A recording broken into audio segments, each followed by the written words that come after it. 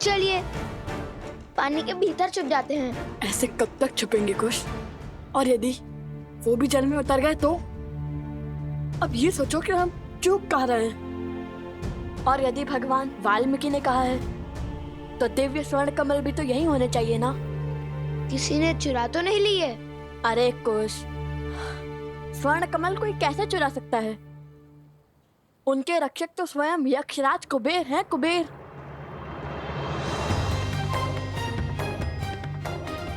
तो यहाँ चूक हुई है हमसे। कुबेर मंत्र का जाप करने को कहा था गुरुवर भरद्वाज ने हमें।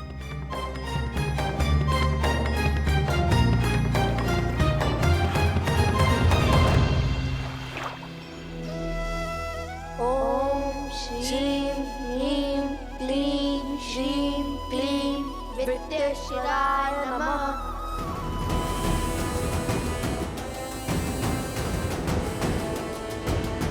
नदी की ओर चलिए। अवश्य ही वो अपनी प्यास तृप्त करने नदी की ओर भागे होंगे। ओम श्रीं ह्रीं क्लीं श्रीं विद्येश्वराय नमः। ओम श्रीं ह्रीं श्रीं क्लीं विद्येश्वराय नमः। ओम श्रीं ह्रीं क्लीं श्रीं क्लीं विद्येश्वराय नमः। ओम श्रीं ह्रीं क्लीं श्रीं क्लीं विद्येश्वराय नमः।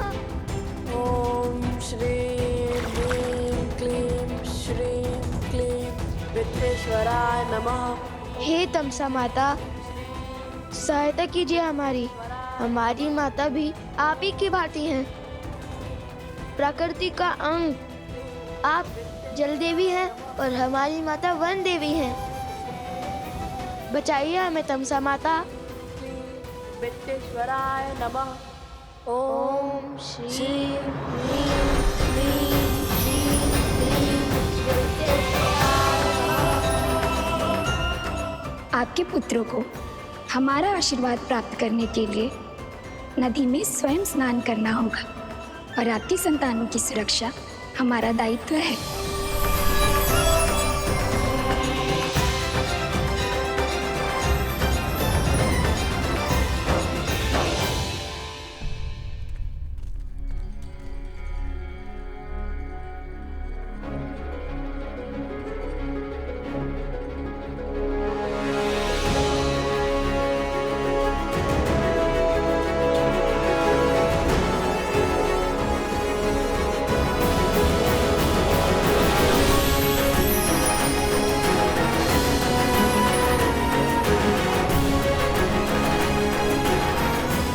भैया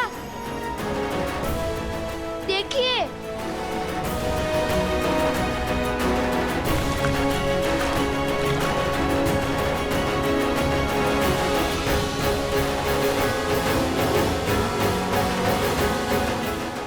ये तो कुबेर की नगरी अलोकापुरी का द्वार है।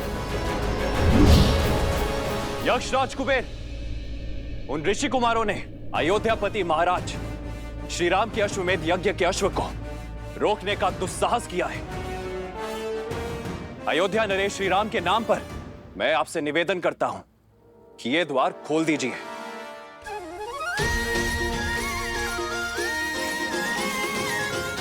ये तो अवश्य ही यक्षराज कुबेर की नगरी आलोकपुरी लगती है। ठीक वैसा ही है ना जैसा हमारे गुरुवर ने पढ़ाया था।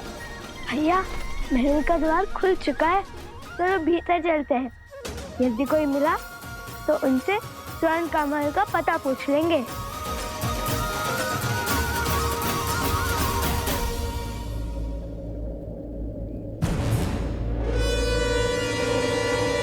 सत्य कहते हैं भैया, भय बिन होए ना प्रीत। यक्षराज कुबेर, यदि आपने यह द्वार नहीं खोला तो आपको मेरे बाणों का सामना करने के लिए सज्ज होना पड़ेगा। और स्मरण रहे, इक्ष्वाकु वंशजों के बाण कभी भी खाली नहीं गए हैं।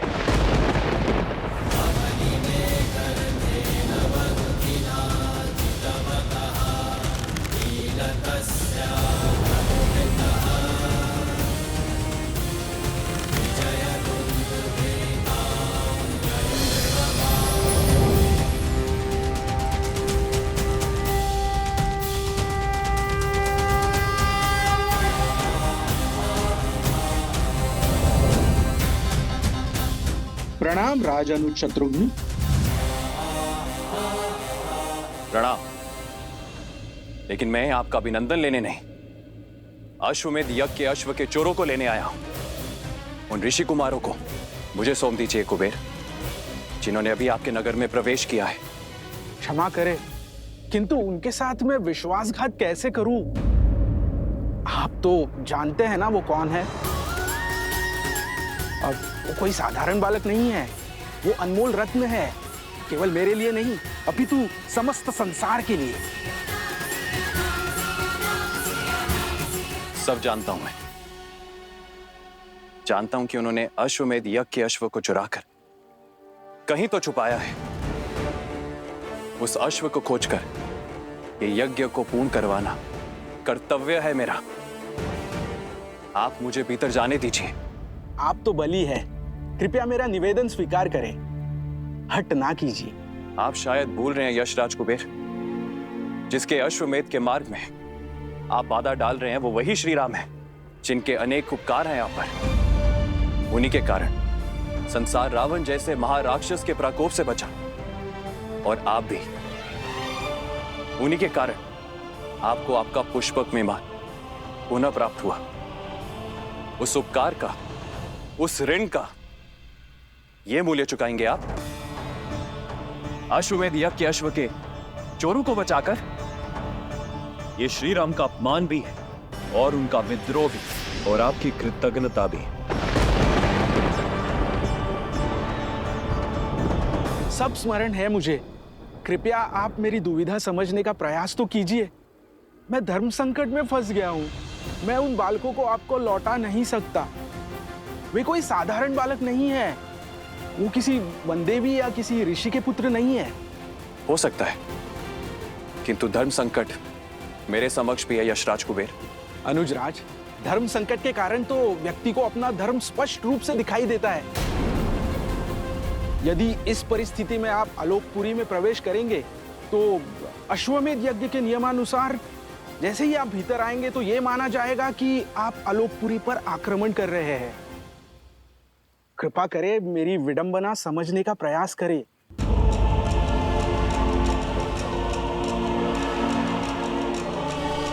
ठीक है, खेलिए दाव, पर भूलिएगा मत, चोर का सहायक भी चोर ही होता है कुबेर। वो बालक अधिक समय तक आपके संरक्षण में नहीं रहने वाले हैं। शीघ्र ही उन बालकों को महाराज श्री राम का सामना करना होगा। उस क्षण की प्रतीक्षा तो समस्त संसार को है।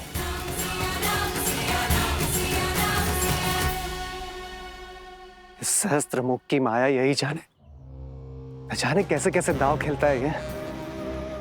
मेरा मन तो कहता है कि अभी इस अश्व को मारकर अपने प्रतिशोध की धधकती ज्वाला को बुझा लूं।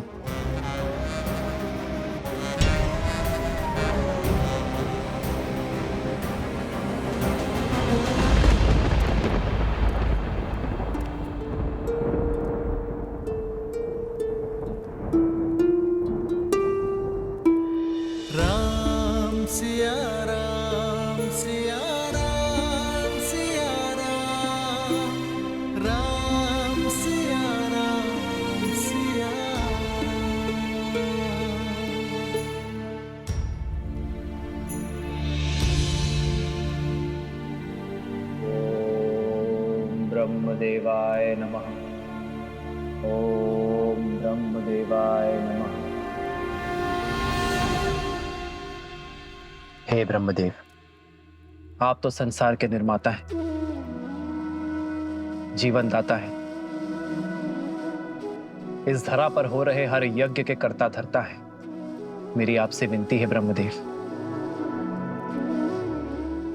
इस विकट परिस्थिति में मेरी सहायता कीजिए। ये राम सीता के सिवाय और किसी का नहीं हो सकता। ना मैं पुनर्विवाह कर सकता हूं और ना ही ये राज्य छोड़ सकता हूं। अश्वमेध यज्ञ की सफलता धर्म की रक्षा के लिए अति आवश्यक है। जो मूरत मेरी सीता की सूरत है, जो इस यज्ञ के लिए मंत्र नहीं पढ़ पाई, यदि देवता उससे रुष्ट है तो यह यज्ञ असफल हो जाएगा ब्रह्मदेव।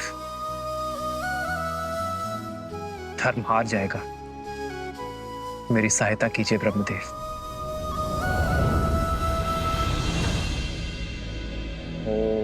ब्रह्मदेवाय नमः। ओम ब्रह्मदेवाय नमः। ओम ब्रह्मदेवाय नमः। ओम ब्रह्मदेवाय नमः। ओम ब्रह्मदेवाय नमः। ओम ब्रह्मदेवाय नमः। महादेव। प्रणाम महादेव। प्रणाम देवी पार्वती। प्रणाम ब्रह्मदेव। समस्या विकट है, किंतु आपके अतिरिक्त किसी और के पास इस समस्या का कोई समाधान नहीं। ब्रह्मदेव, सृजन, जीवन और मृत्यु तीनों ही परस्पर जुड़े हुए हैं। जैसे ही सृजन का विचार आकार लेना आरंभ करता है, जीवन आरंभ हो जाता है। जैसे जैसे जीवन विकसित होता जाता है, मृत्यु का समय निकट आ जाता है और मृत्यु के आते ही एक नए सृजन का शंखनाद हो जाता है। परंतु अभी द्वापर और कलियुग आने में समय शेष है। ऐसे में यदि रामावतार ने इस युग में अपने कर्म पूरे नहीं किए तो द्वापर में राक्षसों और असुरों की शक्ति का प्रभाव बहुत अधिक बढ़ जाएगा। और यदि ऐसा हुआ ब्रह्मदेव, तो द्वापर युग का स्वरूप कलियुग जैसा होगा और स्वयं कलियुग का स्वरूप तो नरक से भी अधिक दुर्दांत और भीषण सिद्ध होगा। इसलिए यह अनिवार्य है कि त्रेता युग में नारायण का रामावतार अपने सभी उद्देश्य, अपने सभी कर्म सफलतापूर्वक पूर्ण करे। रही बात जीवन की रक्षा की, तो जीवन की रक्षा तो केवल सृजन अर्थात स्वयं ब्रह्म ही कर सकते हैं, मृत्यु नहीं। इसलिए हे ब्रह्मदेव, मेरे आराध्य नारायण की रक्षा केवल आप ही कर सकते हैं।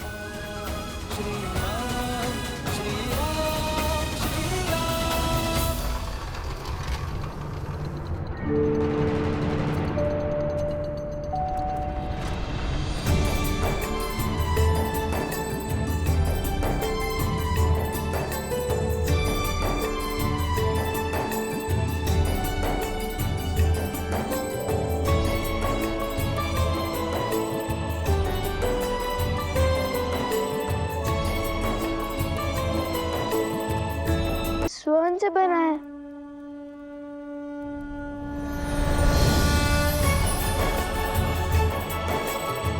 आइए आइए ऋषि कुमारों। मेरी नगरी आलोकपुरी में आप दोनों का स्वागत है। कहिए, किस प्रयोजन से आना हुआ? प्रणाम कुबेर देव। घर से तो माता सीता को खोजने का प्रण लेकर लिखने थे, किंतु भगवान वाल्मीकि के आदेश अनुसार पहले हमें हमारी माता वन देवी के लिए स्वर्ण कमल लेने जाना है। असंभव को संभव करने की शर्त रखी है भगवान वाल्मीकि ने आपके समक्ष। देखिए, हमें स्वर्ण कमल दे दीजिए। क्षमा करें, वो संभव नहीं है।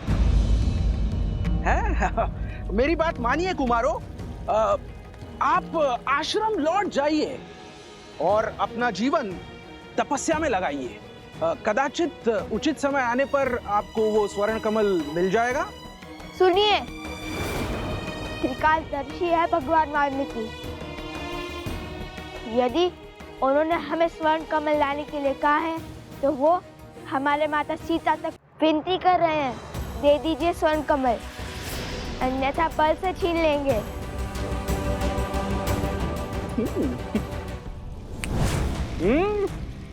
अब आपने चुटकी नहीं बजाई, युद्ध का आह्वान किया है, तो हमें आप सबको हराकर स्वर्ण कमल पर आधिपत्य स्थापित करना होगा।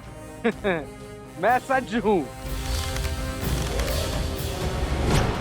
आक्रमण!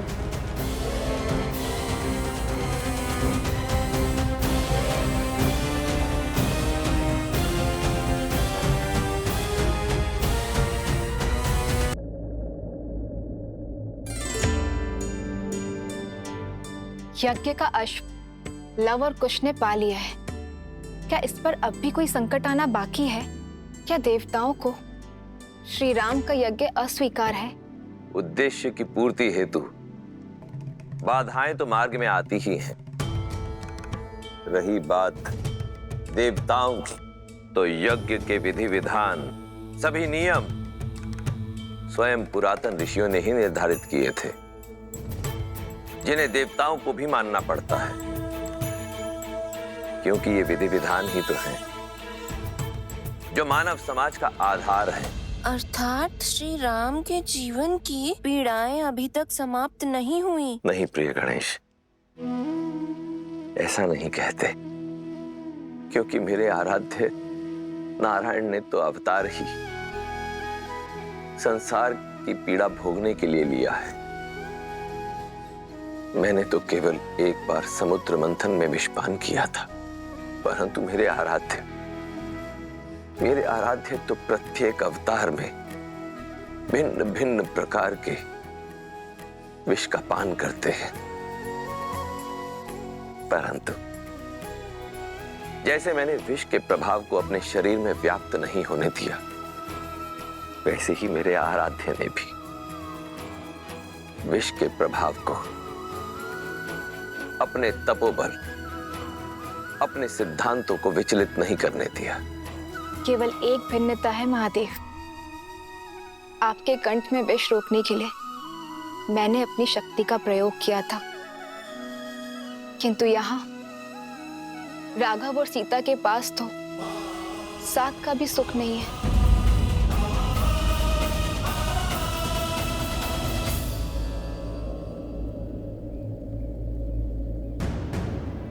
मिला क्या?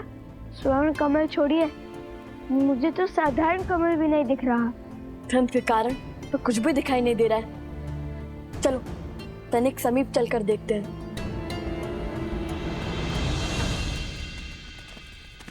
देखो पदचिन्ह।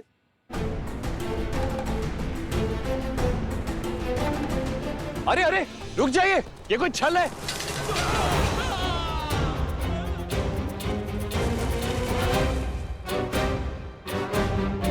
हमें अपने सैनिकों को बचाना होगा।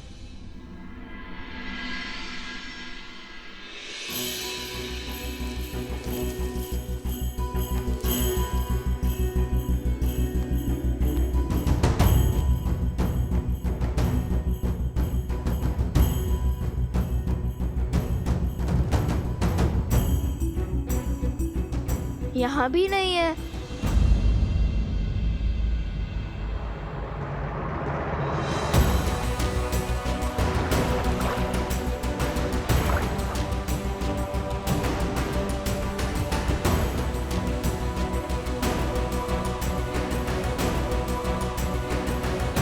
भैया मिल गया, कमल मिल गया भैया। श्री रामचंद्र कृपालु भजु मन हरण भव भय दारुणम नव कंज लोचन कंज मुख कर कंज पद कंजारुणम।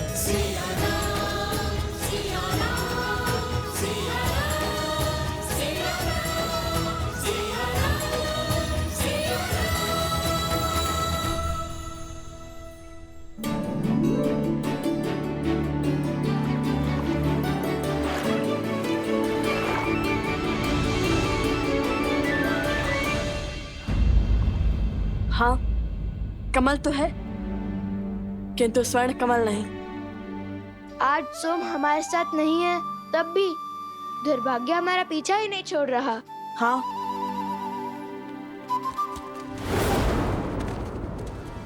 लगता है वो लोग समीप आ रहे हैं। ना जाने कहाँ होगा ये स्वर्ण कमल। सावधानी से आगे बढ़ो, अवश्य आगे भी कोई छल हो सकता है।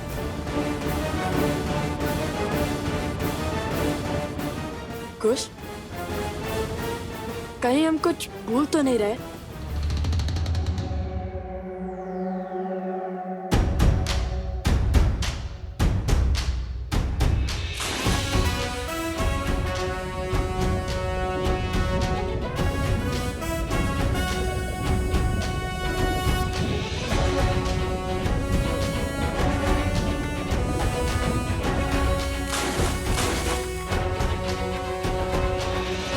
लो, अब तो स्नान भी कर लिया, अब तो मिले स्वर्ण कमल।